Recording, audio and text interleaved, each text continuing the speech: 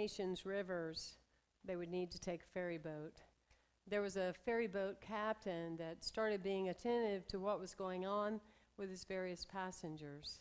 And so he would sit down beside one of the passengers and just kind of listen to him chat. And one particular woman, she was leaving the area, and she started talking to him, and she said, "I cannot wait to get out of here. These people, they are mean, they are pushy, they are unkind, they are not caring, and I can't wait to leave." And he says, "Yes, ma'am, that's how people are to you." And so he would observe that here would come another group of people, and here was another woman, and she was saying, "Wow, I'm so excited to be going where I'm going. I'm really looking forward to it. The people that I'm leaving behind are all kind and loving. They're amazing. So I can't imagine how these people are going to be, where I'm going to wind up. I just can't imagine." He said, "Yes, ma'am. People are who you are and how you're going to be." What we're talking about today is, the places you'll go. And the people in your life, the experiences in your life, the moments in your life have to do with one common denominator, and that would be you. For you, take you wherever you go. I guarantee you that if all of us wrote down on a sheet of paper our experiences, our challenges, our opportunities, the things right now that we are going through, experiencing, and we all threw the sheets of paper in the middle of the aisle, every one of you would almost knock somebody down to get your own back. Guaranteed. Guaranteed. I loved in the early days in my 30s, teaching classes to the students. I loved it when they would come in and they would want to argue the teachings of unity and the science of mind. And often they would say, "Well, Reverend Temple, I don't believe in God." And I would say to them, "Because you don't believe in yourself. How can you believe in God if you don't believe in yourself? How? How could that be? A loving person lives in a loving world. An angry person lives in an angry world. A triangular person lives in a triangle world. A person where God is missing lives in a world where God is missing." Yes? So the part of it that is the great magic formula that is distinctive of unity and traditional teaching is, in traditional teaching, it's not okay for you to love yourself. It's not okay, and if you do, feel guilty, and it's not okay. You would wonder why we would be told such things. Exactly. Well, in wondering why, if we're told it's not okay to love yourself, then see, you become robotic. See, if you never get the connection that, the places you go, every experience in your life is about you, and because of you, if you never get that formula, see, you won't know how empowered you are. You won't ever know the magic of what God can do in your life, because the separateness that you have with you is the separateness that you project onto God. And therefore, as long as you feel it's not okay to love all that you are, you will create the separation of that God is not all that, see, because it's not working in my life.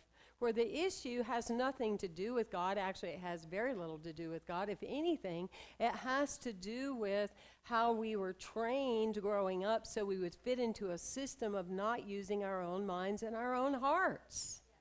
That's what it really equates to. That's what it really equates to. And that's what is so great about the teachings here is we don't teach you what to think. We tell you, hey, you know what? You can think for yourself.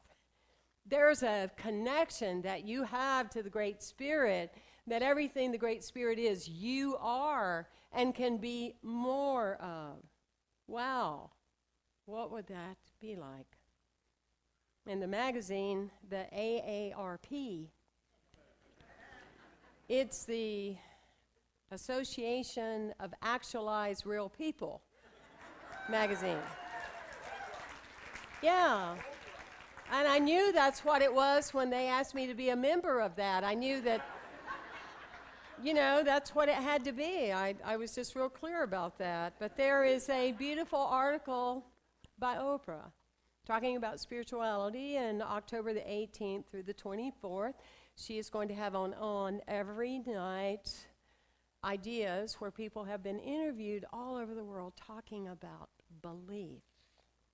And she says, we wanted to show other people in different parts of the world that other people are much like them. Although they might have a different word for the yearning of the heart and the yearning of the spirit that is looking for what I call God, it still is the same thing. It is the heart's yearning to know the origin of its mystery. It's a heart's yearning to know the power of the divine in each of our lives.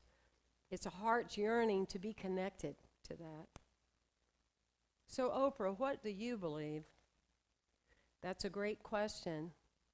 I believe I don't know what the future holds, but I know who holds the future. I know who and what holds the future. I trust that beyond this space and time, and in trusting that, I know that all is well, and all will be well. Sounds like unity to me. Yes. There was a man that was in Paris and was shopping at a trinket shop, and he bought this old necklace. I was real attracted to it. It was probably Encore Boutique. And he loved this necklace. He was going to give it to a friend. And when he went through customs, they were making a big deal about it, and he was kind of surprised because he said, I just spent a few bucks on it. But it piqued his curiosity, and he decided to go get the necklace appraised. The first man appraised it at $25,000. The second man appraised it at $35,000. The man goes, I don't get it. What is the thing about this necklace? It was so cheap. I got it, And the jeweler said, well, come and look under the magnifying glass. Look at the inscription. It says, from Napoleon Bonaparte to Josephine. You see, it did not have value until it was known for its identification. That is our relationship to the divine. That is our life to the divine. Until there is the identification that just like the ocean, the cup of it is the ocean, just like you, the you-ness is God. Once that is made as a solid awareness and realization, one never gets to understand the great value of what God can do for his or her life. Because most people have identified God as who they work for, their job, their checking account, who was kind, who wasn't kind, and they go, God, you're not so all that, because look at the kind of people that are in my life. How could you do that to me? Wine and cheese. God doesn't do anything to you, nor does God do anything to them, because all that God does is give free will and choice. Free will and choice. So those people over there and those relatives over there and the other people and that other church that you used to go to, or all that has nothing to do with what God is. It has everything to do with people still going around through the world projecting and claiming to create a level of separation without any proper identification of who God really is. Yes? And so that's that space. We're talking about the book I wrote, When Did You Die? 8 Steps to Stop Dying Every Day and Start Waking Up. As a child, I was dying. I would go, I would sit in the pews, I knew every hymn, every word, every song, and it just didn't feel right. It just didn't feel right. And I remember sitting there many times as a little girl, and I would be crying. And my grandpappy, Johnny Temple, he would say to me, "Girl, are you getting the call to be saved?" And I would think, no. And I would cry. I was getting the call because I knew in my soul it wasn't right. It wasn't resonating with me. I went to Vacation Bible School, and they had a contest. They wanted you to take a quote. They would give you one, and you were supposed to interpret the quote. And mine was, of all things, 1 Corinthians 6:19. Do you not know that your body is the temple of the Holy Spirit of the living God? That was my sign. It had my name in the verse.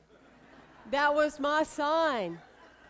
That was it for me, that I began to notice the identification of all the hope and glory of anything that was possible aside from the people that didn't get me and those that didn't understand me, and that theology that did not resonate with my soul. Somehow there was a value of identification that was made that said, do you not know that you are of the Holy Spirit, which is from God, which does not belong to you, meaning you belong to nature.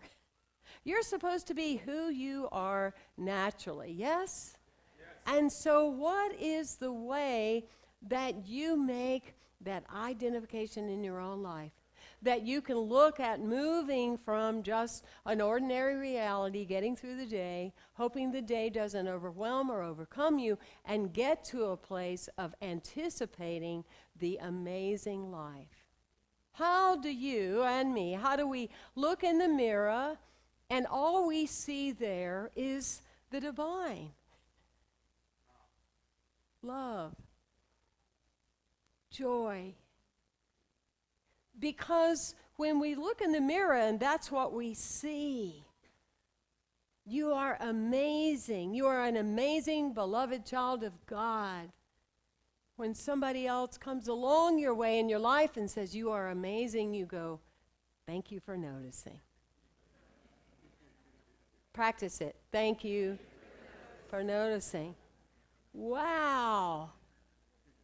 And that's what life will be, not practicing separation, but immersed in connection. And if people come along your journey and they're not seeing that, you don't question you. You keep walking, the places you'll go. Yes? So that's that space. And we use our minds differently. I have a slide that kind of says that.